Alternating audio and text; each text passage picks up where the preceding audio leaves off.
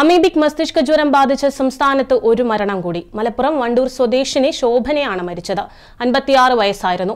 Kozhikode medical കോളേജിൽ ചികിത്സയിലിരിക്കെയാണ് മരണം സംഭവിച്ചത്. അമീബിക് മസ്തിഷ്ക ജ്വരം ബാധിച്ച് ചികിത്സയിലായിരുന്ന മലപ്പുറം വണ്ടൂർ സ്വദേശിനി എളയടത്തുകുന്ന് ശോഭനയാണ് മരിച്ചത്. കോഴിക്കോട് മെഡിക്കൽ കോളേജ് ആശുപത്രിയിൽ ചികിത്സയിലായിരുന്നു. കഴിഞ്ഞ വ്യാഴാഴ്ചയാണ് ഗുരുതരാവസ്ഥയിൽ ശോഭനയെ മെഡിക്കൽ കോളേജ് ആശുപത്രിയിൽ എത്തിച്ചത്. അന്നു മുതൽ അബോധാവസ്ഥയിലായിരുന്നു. ലക്ഷണങ്ങളെ തുടർന്ന് മൈക്രോബയോളജി ലാബിൽ നടത്തിയ പരിശോധനയിലാണ് രോഗം സ്ഥിരീകരിച്ചത്.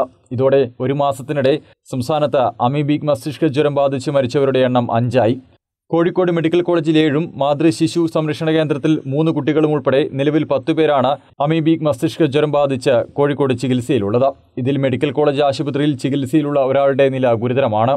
സംസ്ഥാനത്ത് അമീബിക് മസ്തിഷ്ക ജ്വരം ബാധിച്ച് മരണം വർദ്ധിച്ച സാഹചര്യത്തിൽ രോഗം കണ്ടെത്തിയ പ്രദേശങ്ങളിൽ ആരോഗ്യവകുപ്പ് ക്ലോറിനേഷൻ നടപടികളും ബോധവൽക്കരണവും ശക്തമാക്കിയിട്ടുണ്ട്. News desk Kannur vision.